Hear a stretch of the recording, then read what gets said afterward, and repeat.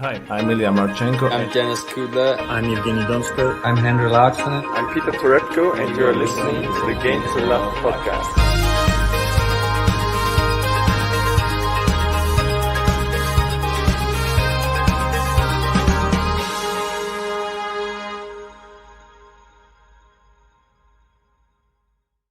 Hey, welcome back, tennis fans, and Game to Love are back for day 3. It is in Paris, and we had some quite interesting matches going on today. How's everything been going for you at home there, JG? Everything all right? Yeah, mate, all good. I've been enjoying the tennis. Obviously, I was a bit worried earlier. I thought Rafa might be heading out. And, it looked a lot closer than I was anticipating it would be. Yeah, but Ramos is still in the hat, mate. He got through. Yes, he is. It was a little bit of a worrying time there. And Lopez, what's this? Just a new reformed Lopez has just suddenly turned up and just started playing really well. Took that first set, and I think Rafa was a little bit bamboozled back on the hard courts. And his countryman Feliciano Lopez caused him a few problems in that first set. And I think he's so suave, isn't he? Feliciano Lopez. He's been around for so long as well. His serve, when it's popping, it's so dangerous. And Rafa, I don't know, he just looked a bit out of sorts, I thought, but he come through it. And that second set was the decider, wasn't it? Definitely. As soon as he won that tie break, that was it, really. The match was over. Oh, for sure. I mean, I was a little bit worried for him. Don't know, going into the tie break, because you just weren't sure.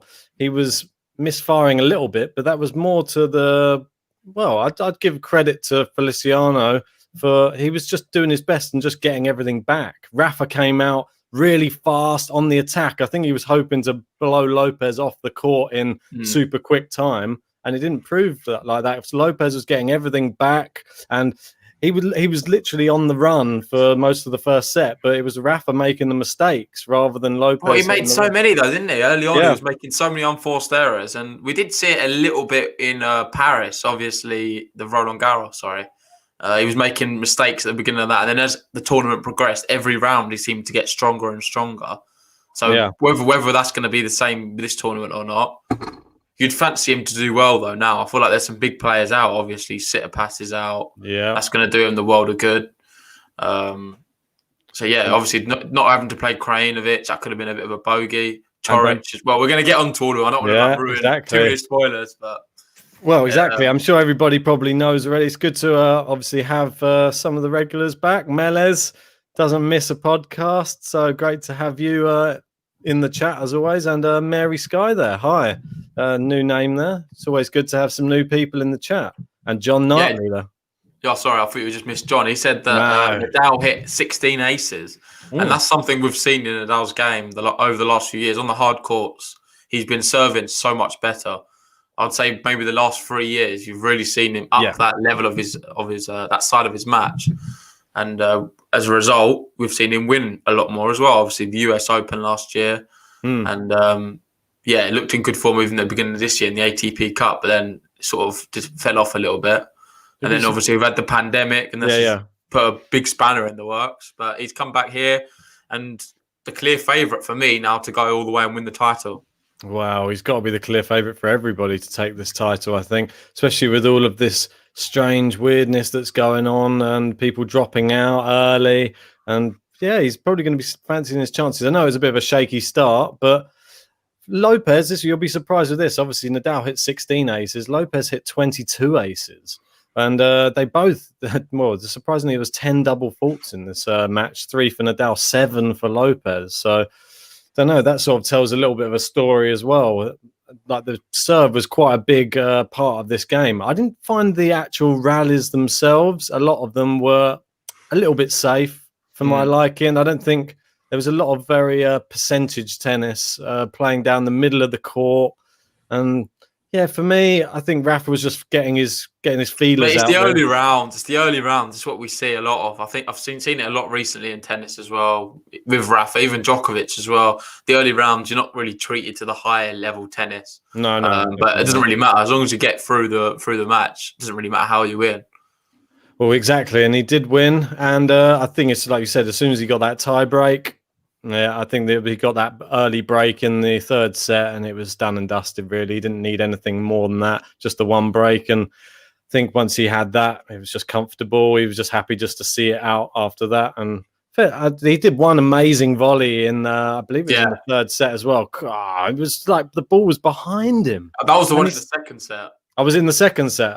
Excuse me. Yeah, I don't know how he got it. It was like a passing shot that was behind him, and he somehow stuck a racket, and the touch, it just flew back over at the perfect angle and just over, so it bounced. He couldn't even get to it. Amazing. That's just Rafa just giving you a taste of what's to come for the rest of the tournament, I think. So I'm excited to see what he brings. If that's his worst game, God, guys, you're in for trouble if he's going to start pulling out some even bigger shots than that.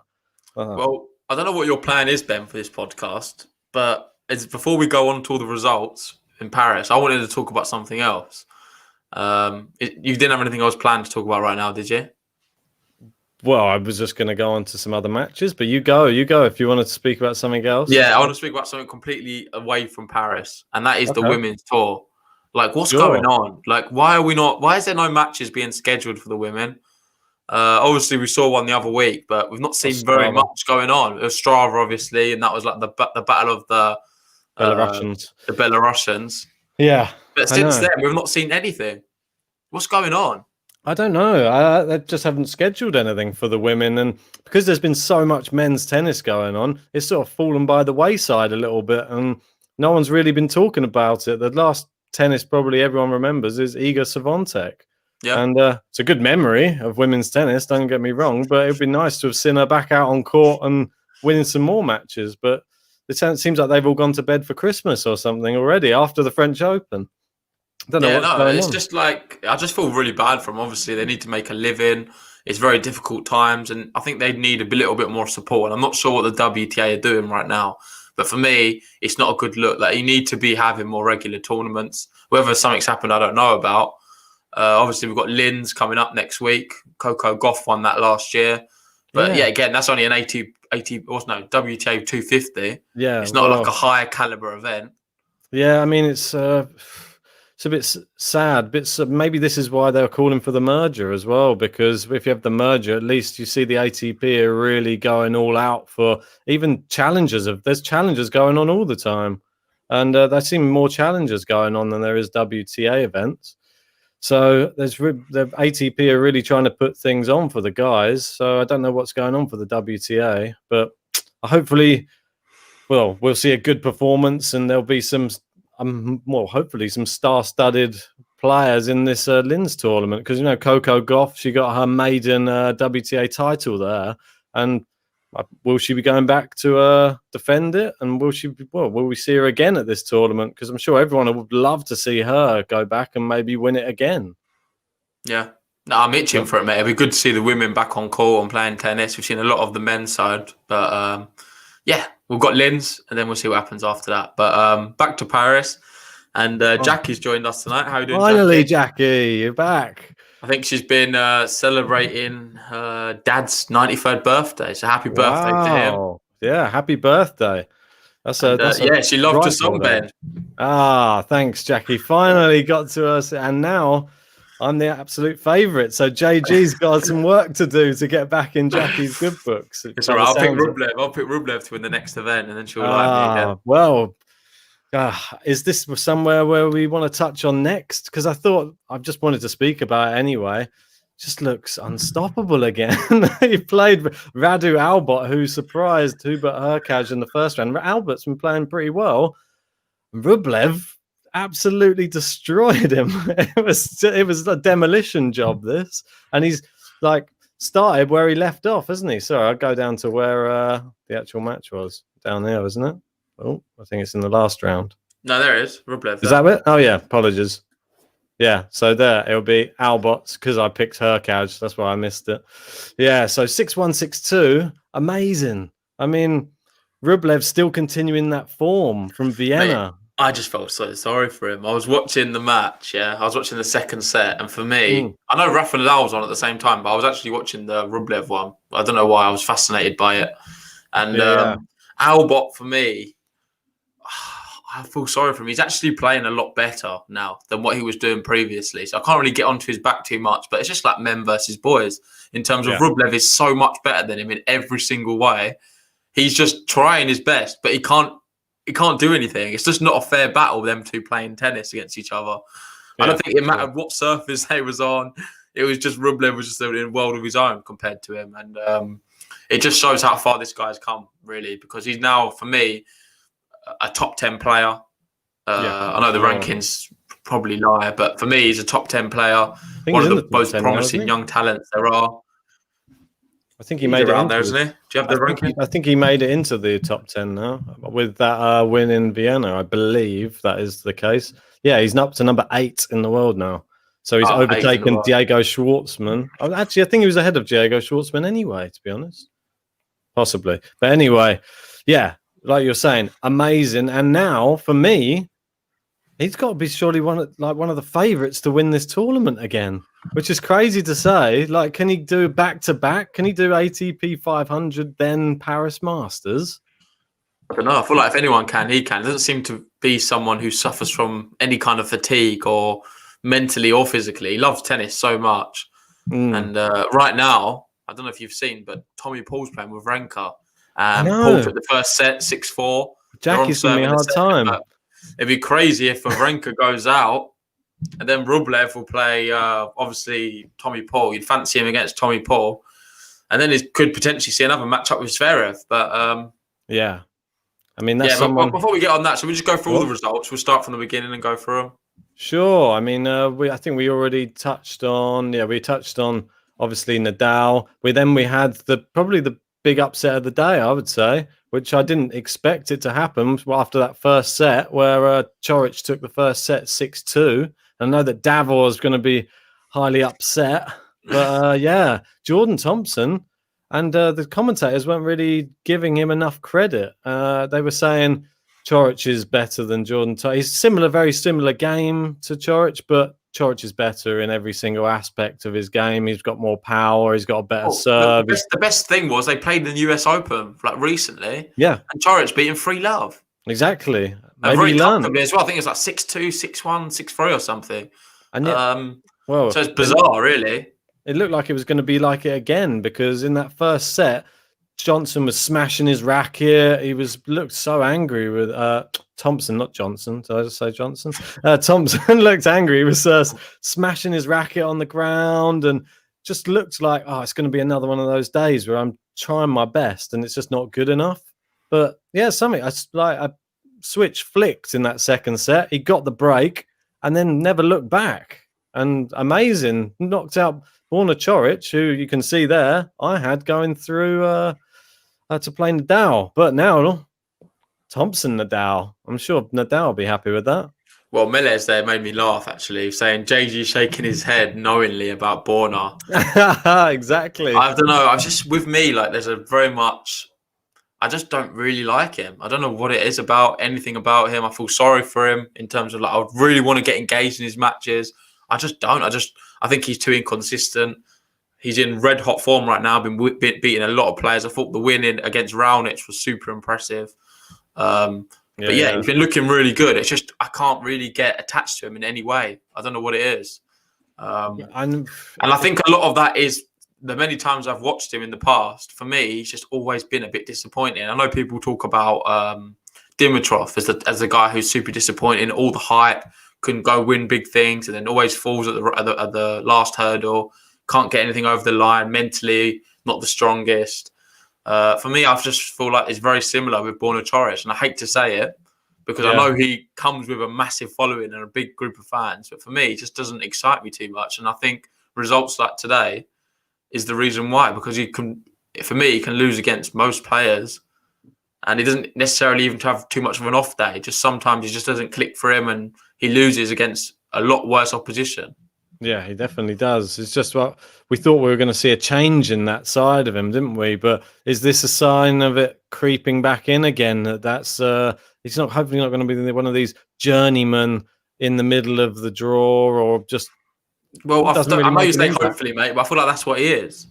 Well, it's like Nday is saying there, which was actually true in that second set. He actually broke in the first game of the second set. So he was up a set and a break and then got broken back and then bottled it pretty much on his serve at 5-4 down. And yeah, then you just saw, it all fell apart after that in the final set and lost 6-2.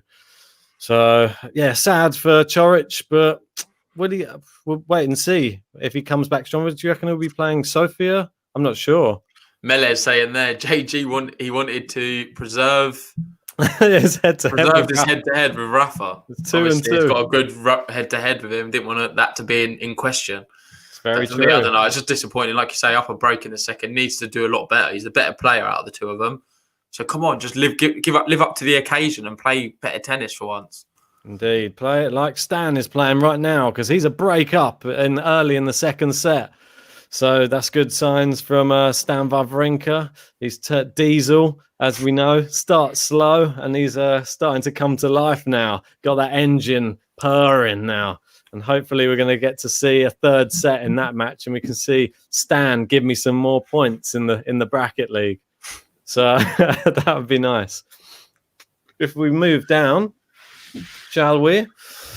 Move down here. We've had all these. We've had these ones already. And we may as well talk about the man of the hour, the guy from the title, which is Alex Zverev.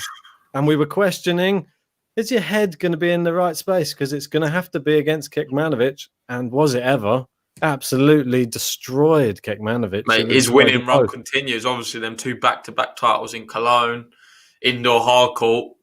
It just screams Alex Zverev for me. He's so good. It just suits him perfectly. He's playing the best tennis I think I've seen him ever play. And I don't know, it's just very crazy because it's coming at a time when off the court, everyone's against him. He's getting a lot of hate, and rightfully so. I can't even really defend him too much because all these allegations about domestic abuse and the way he's handled certain situations. I know you was talking about another incident. I don't know how true that is. But it doesn't look good for him, does it? And it's just not a nice look to be having, especially a young guy. He had all the promise to be one of the greatest tennis players in the world, and all this off-court antics. Like you can see it with, I know Boris Becker's a lot older. But the stuff was happening with him off the court. It didn't really do him any favours.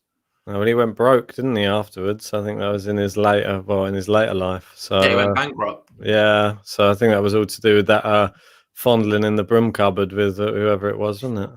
Not sure who it was. I remember watching some Piers Morgan live stories where he went on there and told his whole debacle. But mate, that might be Zverev in about 20 years. What? It's another German, isn't it? Yeah, very true. Well, hopefully not. But at least Zverev's doing his talking on the court and not off the court. And we're getting to see some of his best tennis, which is great to see. And I was watching, got to see some of it. I flicked it on for a bit in the second set after seeing that he was just dominating. And it was true domination. That serve was going so well. And I think the power differential between the two was just evident. Kekmanovic was just not at the races, not on the same level. So easy win for Zverev. And I think now, looking at that performance, I'd say he's up there with a chance of winning the whole thing. And I think so too. Based off the draw, the only big issue is the fact that he's going to be playing Rublev very soon, in my opinion. I don't see any problems with Mannarino whatsoever. Mannarino is a good player, but the further he goes in the tournament, the less of a risk he becomes, I feel. Obviously, he's got one of the worst records in finals. Yeah. It's literally the worst record in finals. It's never been a big Mannarino. Makes Felix look really good in finals, put it that way. Never been a big Mannarino fan for some reason. I don't know what it is about his game, or when I just watch him play, just nothing excites me when I'm watching him. I think he's just super consistent, really, but there's something clearly wrong with him in terms of the further he goes in the tournament, it doesn't seem to get better. For me, Zverev will beat him. And then that would potentially, I don't know if you want to go down. Well, we see what happens with Stan. He's up a break right now, I think you said. But that's the big match then, obviously. Stan Wawrinka, Rublev. If he can get through it, he's still trying. He's locked into a juice with Tommy Paul at the moment. It's been going on for a few minutes. So he's just trying to consolidate. We know how important that is. If he gets that consolidation to 3-love, then, they could say goodbye to this set, possibly. But, it's very difficult to say when you're locked into a juice. But hopefully, we love Stan the Man. Hopefully, Stan the Man goes through. get to see a really epic matchup. But me personally, I think Rublev playing like this, I think he destroys whoever he plays out of either of them. I don't think either of them stands a chance against Rublev. Yeah, you'd have to agree, mate. He just looks so good right now. It just the only thing what for me is whether he gets fatigued. Yeah. Just like he just physically just can't really go on so much more where he can't put the same power into his shots. That's the only thing what's really going to stop him. For me, like the way he's playing right now is just electric. I think he would beat most players in the world, if not all right now. He just seems so good. Well, I think if he'd have played Rafa Nadal today, I think Rafa might have lost. 100%. No questions asked. I agree completely, mate. I think for me, if Rublev played Nadal and Nadal played the same way, I think he would have creamed him in 2 sets very comfortably as well. So it just shows the thing with Rafa is it's unlikely that he ever plays the best players early on in the tournament. Nah, exactly. So the way with that, it allows him time to sort of warm up. Not that he's always done that, but it just seems to be, for me, the last few tournaments I've watched him playing, he's always been a bit slow to start off. Team does that as well a lot. So it starts really slow as well. And builds up as the tournament goes on, and you start seeing him hit his form. But I think that's the same with all those big guys. It's hard to get up for some of those early matches as well, because they are a lot of the time against somebody you're expected to beat. So, Mary makes a really good point there, saying Wawrinka loves to kill. Next gen's on the rise. Yeah, it's true. He's one of the. We're talking him in the same dreams, isn't he? Yeah, in the same breath. I think Cilic, he's in those in that bracket as well, isn't he? Yeah. He likes to try and crush these youngsters and say that we're not done yet. We're still on the tour. And he's not that old. We always seem to think that they're like nearly 40s. Cilic's 32. So I think Stan's a bit older. I would like to ask you something though, Ben, and you guys can answer as well. But say if Rublev was to go through and Zverev was to go through and they was to be facing each other, who would you fancy in that matchup out of the two? It's really tough, isn't it? I mean, if I go straight with gut, I would say Zverev. That's just straight off a gut instinct of just thinking he's going to be fresher. He's on this great run. He had the break after winning the 2 Cologne tournaments. And Rublev is just coming straight from another tournament. So I would just do it based upon freshness. I think the way that Rublev served in Vienna was so good, though. And I think his today as well. He was serving really well today as well. I've never seen him serve so well as in that Vienna tournament. Obviously, I think there was a statistic that we missed from the other podcast that I don't think he got broken the whole tournament, which is crazy. And that's so impressive on serve for a whole tournament not to get broken once.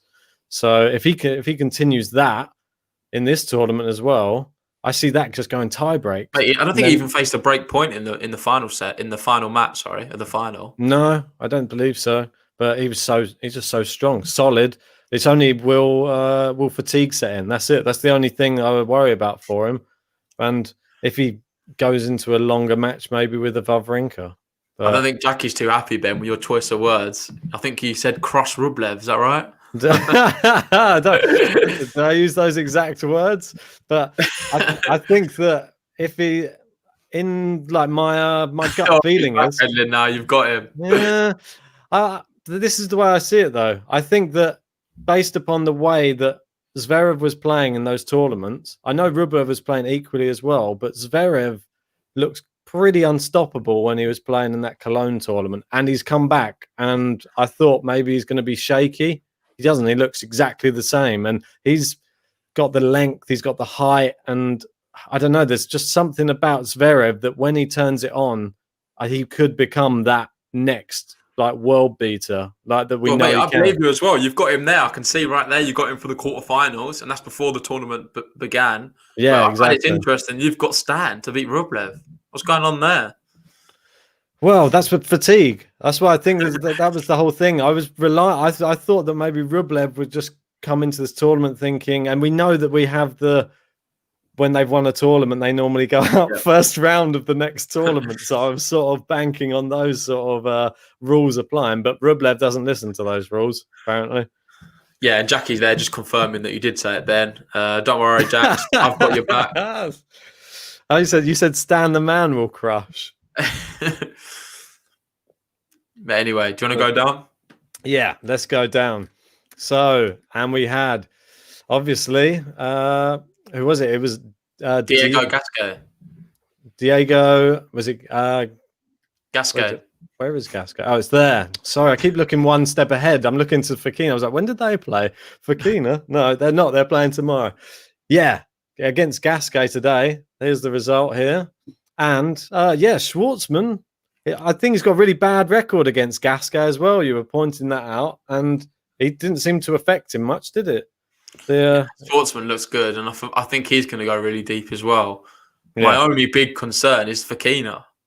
Fokina just looks so good. This year, he's gone under the radar big time because he's been playing a lot of top players and been winning a lot of times. Like I was looking down his flash scores, like recent results, and it's just all great. Mate. There's so much green there.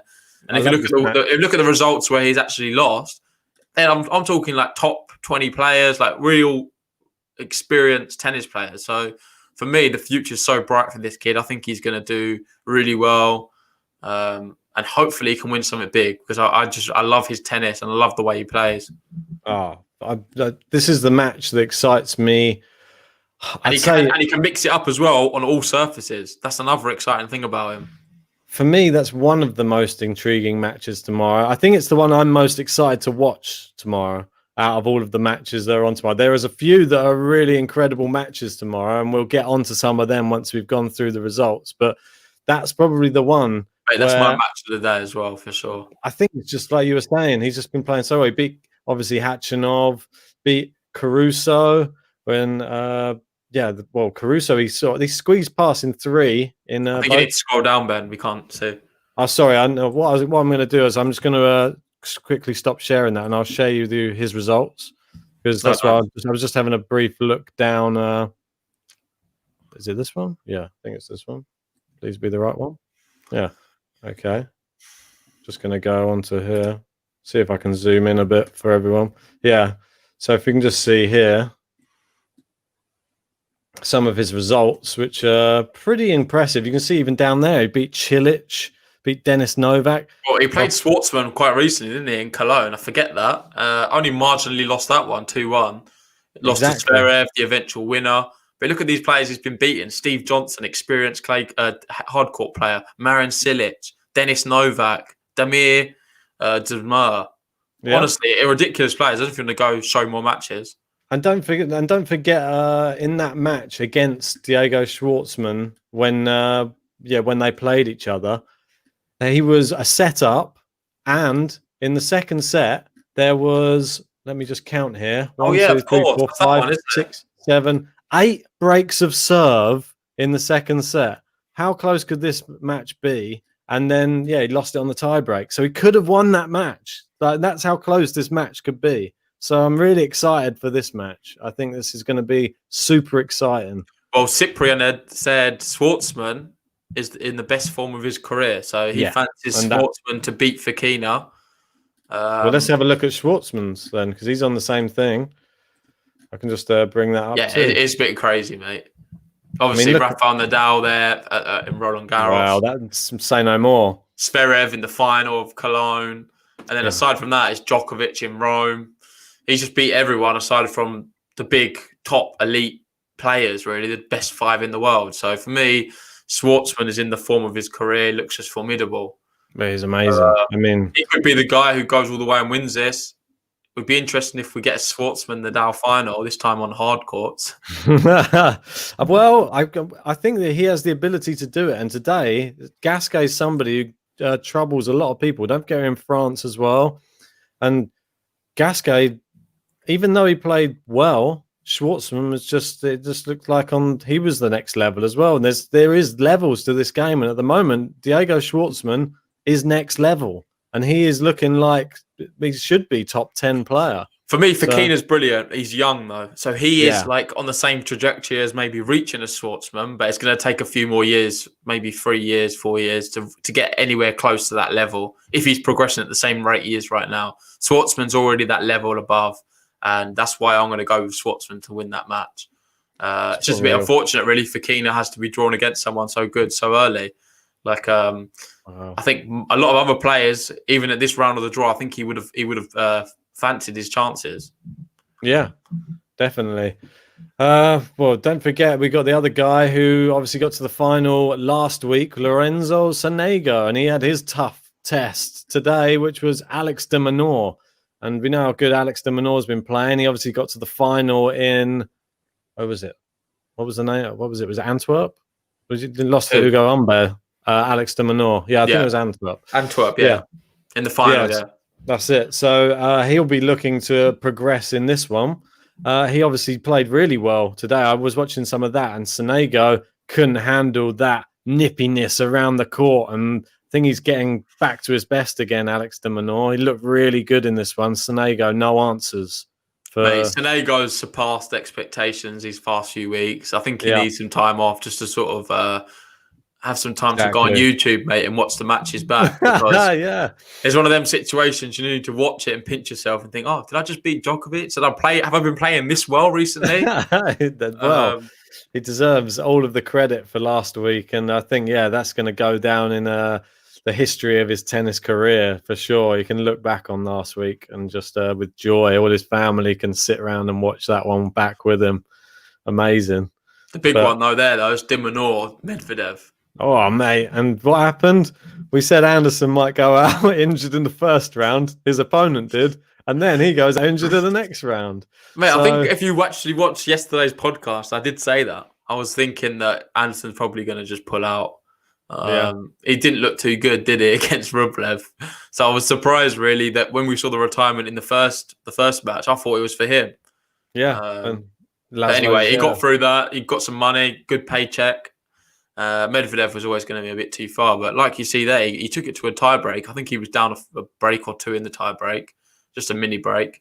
But he did all right. I think if he maybe would have won that first set, maybe would he have continued? I don't know. I don't think so. I think he was spent, to be honest. I don't think Big Kev retires easily from tournaments, and he was noticeably really struggling in Vienna. And it was just a bit horrible to see him limping around the back of the court, and sort of ruins his whole entire game. He relies so much on movement and stuff. He can't just rely on the power. It only gets him so far. And he's out again. So what can we do? Mate, that's quite interesting though. There, you've got Medvedev, de Minaur, and you've got de Minaur to beat him. That's my lad, ADM, mate. I'm relying on the bad run. When you pick that, mate. The bad run continues for Medvedev. Remember from Vienna, the Vienna song. And is it going to be another song, a Paris exit for Medvedev? The way I see it, I think Alex de Minaur can beat a not informed Medvedev. That's the way I see it. So exactly. They're saying playing Rublev is a risk to your physical health on tour. It definitely is. You would probably either have to retire or just miss about a month of tennis after playing him. I know. He literally, with every ball he hits, is with the intent to probably physically endanger his opponent. Just by the sounds that he comes out of his mouth, he's like some sort of caged beast every time he hits the ball. But yeah, he's going to be playing Medvedev, de Minaur. I've gone for de Minaur. I've got Medvedev. I reckon he's going to go all the way to the final. I know he's not been playing too well of late, or even this tournament. Didn't really fill me with too much confidence against Anderson. But he's going to find that form. It's Medvedev, mate. He's a real elite quality player. Was. But he still is. It's not gone anywhere. Just give him a break. Joking. I haven't seen what's been going on in the world. All right. You don't say this when Borna Coric is playing. No, because he does it when the world's normal as well. All right. But yeah, the big shock from last night after we obviously finished the podcast, you were talking about how Berrettini is going to go to the semi-finals for you. And then Marcus Giron said, got a thing or two to say about that actually, and goes and knocks out Matteo Berrettini in his, it's impressive fashion. Well done, Marcus Giron. It answers all the questions about where's Berrettini been hiding all this last few months. I know he's been making the odd appearance here and there, but for me, it's pretty clear. He looks injured as hell. He's hobbling around the court. He's got zero pace, and he's just reliant on the fact that he's got a really good, solid first serve, and then really big, powerful forehand. Yeah. And that's all he's using. He's not really moving around the court. He's got zero mobility. And for me, that's why he lost. I was watching the match. I was like in disbelief. Like, can no one else pasta and pizza in the off break, maybe? I don't know. I just don't know what's going on with him. Like, you got to give credit to Giron. He looks very bulked up as well, but he's a very powerful player and just very consistent. And Berrettini, although he can at times he was overpowering Giron, but anything what went to a relatively long rally or anything on a stretch, and that was it. Berrettini couldn't get there. Giron was just covering the court a lot better than what he was. Yeah, and Giron, don't forget, he's coming on leaps and bounds as well. What ranking is Giron now in the rankings? I think that he's moved. Well, he's going to be moving up, obviously, after this tournament. But while I was watching it, they were talking about. I think it was. Oh yeah, look, he's up to number 91 in the rankings at the moment. But I think that they were saying something about. That's updated though, Ben. To be honest, no, for me, it's going to be about 60th or something. He'll go higher, but they were saying apparently Marcus Giron. But while he was outside the top 100, he wanted to crack the top 100 so badly, and that was just his aim. I'm not sure when it was he cracked it. It might have been at the beginning of the year or at the back end of last year. But he was playing in a tournament. And I think one tournament he played. I think it was at the end of last season or something. I think they were saying, and he played this tournament and he got just within a few points. All he needed was a little, like about 10 points or something to get him over there. And he said, I might just go and play this future that's going on just to get me over the top. Then he stepped back and said, come on, be serious. I'm going to get there eventually. And I know I'm that good. I'm a good enough player that I know that I'm going to break it in the next few tournaments that I actually do play. So fair play to him. He didn't try and take the easy way out and just go and grab a future and just try and win a little small tournament to boost him up in there. So I thought it was quite funny. But it's a nice story, and for me, I can sort of tell, like watching him, he looks like he has a lot of pride in what he does.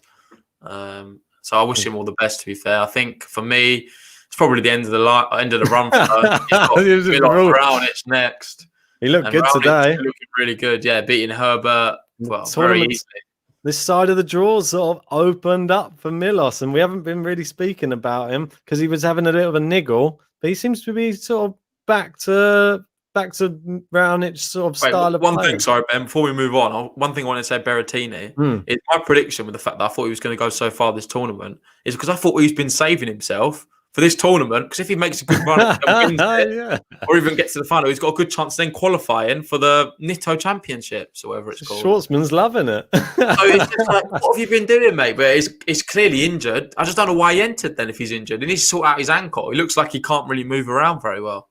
But anyway, that's enough about him. He's actually annoying me, mate, because I'm a really big fan of him. I'm just disappointed with what I saw. Disappointing all of us, I think, in recent times. Just got to allude to Melez and Jackie saying Demon is a great pick to beat Medvedev, and Jackie agrees. We all think your Demon pick is spot on. I think this song has swayed everybody's into my good books, to be honest. I don't know why everyone's agreeing with Ben today. What's happening? I need to put out more of these songs, mate. I think it's going to get everybody jumping on my selections. But it's a bit later on today. They're already on the wine, I reckon. Oh, well, maybe. But cheers if they are. Anyway, Raonic, I see him beating Giron. I think he played well today, comfortable against Herbert.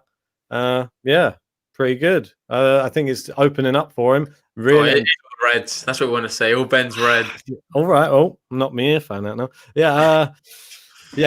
This match tomorrow. I mean, I don't know. We obviously Cilic had the walkover. We discussed that. We discussed Humbert last night. This is the match, which is another one. But there's 3 matches tomorrow.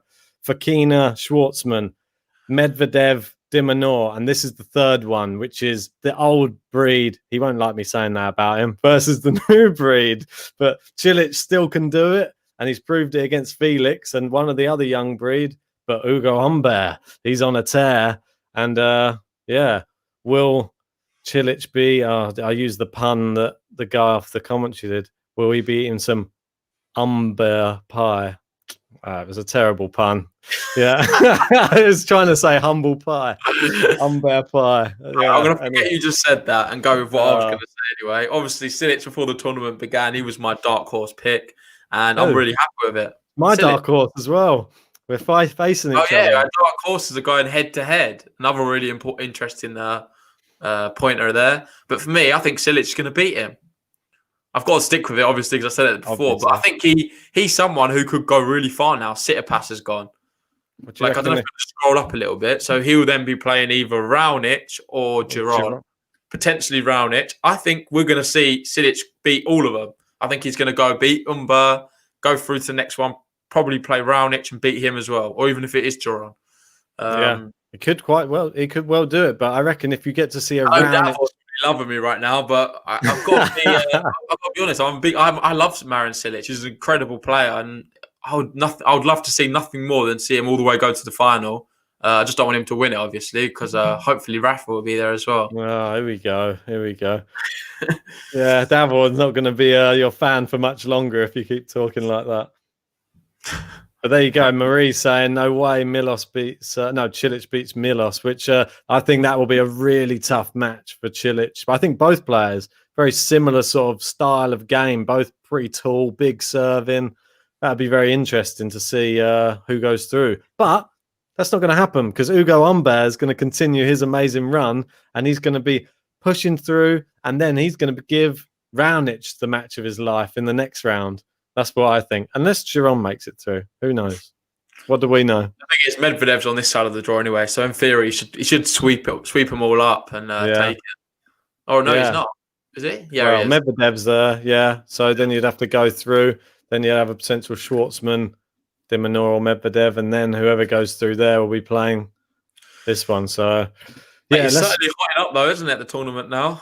Should we have a look at the leaderboard in the bracket, see how everybody is getting on and see how the results are going for everyone? Stan's under a bit of pressure as we're speaking at the moment. He's 15-30 down. He's 4-2 up, though, in the second set. Yeah, he did actually get broken back, Ben. I don't know if you missed it. And then he broke back afterwards. There's been a lot of breaks in that second set. So I would not be surprised if Paul breaks back again here.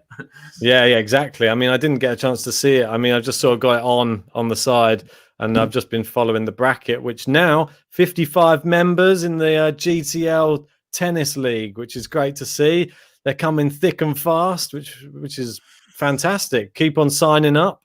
Don't forget, if you haven't liked this video yet, you know what to do. Push that like button. Yeah, and also if you'd like to join our league, it is free. Remember, so I've put the link there in the chat. So click the link. You have to register, and then you can join our league. You can't enter for Paris, but for all the upcoming tournaments, you can enter. There's one coming up next week, I think, in Sofia, and don't forget we got the London finals coming up soon as well. So if we have a quick look at the league as it stands right now, let me just I'll bring it back up again. Here we go. Right, so here we go. At the top, it's still Dasher there with 27 correct picks so far. I think Dasher was there yesterday. It was Harry yesterday. I think Harry was there for a bit, and then Dasher overtook early today. So JG's up there. Look at you go, mate. Look, up there in 6th. Loving life. Dizzy Heights. What's it like at the top of the mountain? Is it cold up there? I'm not getting carried away yet. Well, where am I? I need Medvedev. I need Medvedev to get to the final, and then I'm okay. John's doing well there. Yeah, 12 treble, 21 in 8th as well. Yeah, Kyle 10th, Nadal Goat 10th, Serjan 10th. There you are as well. Yeah, Jack's how many points am I in front of you then? 3, is it? What's that? I'm only 3 points in front of you. It's where the big points are coming up now. This is why if I can get that Alex de Minaur win, that's going to secure me probably overtaking. You'll probably get a few more if Stan win, right? But I think I've got Stan as well, so you won't catch much on me. Nah, exactly. I think I need the Alex de Minaur. That's the one I need to overtake you. Jack's there. I'm guessing there's probably. Let's have a look at Jax's one. Should we just go through and give Jax a little preview? See who she's got going through on this top end. Yeah, Rafa. Keeping going down. We got Rafa and Carreño Buster. Oh, we've got Rafa win there. Is that Rafa win or is there one more? One more. All the way to the final where Rafa will win against Medvedev in the final. Same as me. There you go. Great mind. Where does Rublev go out then? I thought it was going to go out to Jules Simon then, but Jax wouldn't be so cruel. Goes through. Looks like beat Zverev and then go out to Nadal in the semis. Yeah, well, that's I'd say that's probably fair. If Rublev gets that far into the tournament, that deep, I'm going to be really impressed. I hope he does. I hope he can pull that off. Yeah, then let's have a little look. Who's bottom? We've got to reveal who's bottom of the league. Hang on, let me pull it up. And we can announce someone's moved off the bottom. Chris Mears made it off the bottom of the league finally. Well done, Chris. And I obviously know my tennis is the... We shouldn't really count him, to be fair. He's very much a troll account. He had Giron to win the last tournament. Who's he got winning this one? I don't Probably know. Torich or someone like that. Well, Chorich is going all the way. Bashashvili to make it through into the final. Oh. And Kevin Anderson. Kevin Anderson to beat Bashashvili. I'm not sure what era or what sport they're playing, but it's very bizarre that that's happening. But anyway, he's bottom for a reason, I reckon. We got Melez down there in 32nd. Come on, Melez. Tommy Cool, after the dizzy heights, has dropped all the way down now. And this is his first tournament. Vamos Rafa having a bit of a tough time down there. Wild Live, a few of the usuals.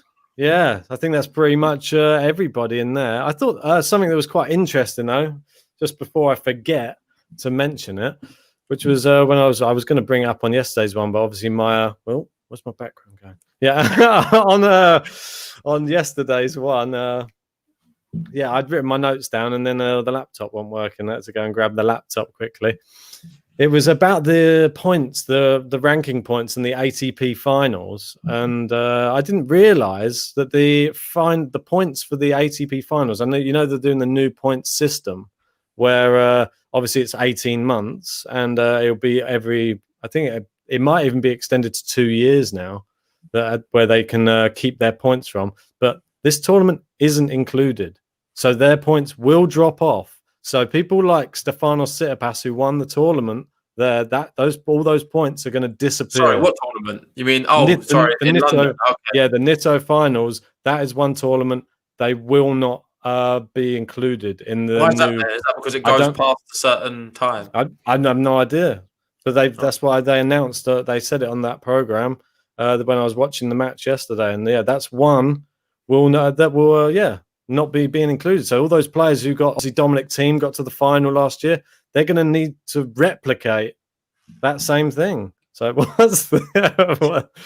I'm just laughing. Ben there looking like a cardboard cutout of himself.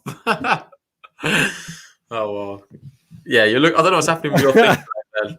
But anyway, we'll wrap it up there. We're going to do another one tomorrow. Hopefully we've got a few live watch-alongs in the works. I'm excited to do a few of them. They're always a good laugh. Maybe we'll do some Friday afternoon. Then obviously Saturday, Sunday we'll be busy doing as many as we can. We'll wrap it up there. We'll see you tomorrow, guys. If you've not already, like the video. Also subscribe. And what's he saying? Ben, he's got camera on black and white with a colour background. They're saying I'm that pale. I need to get out in the sun. We've been in lockdown for so long. I haven't seen the light of day. I think I'm turning to Casper, the friendly ghost. I know. Anyway, like you were saying, great to see everybody. Join us. We'll be here tomorrow, maybe for a live watch along, or maybe just for another podcast. But just join us on tomorrow as well. Yeah. Cheers, guys.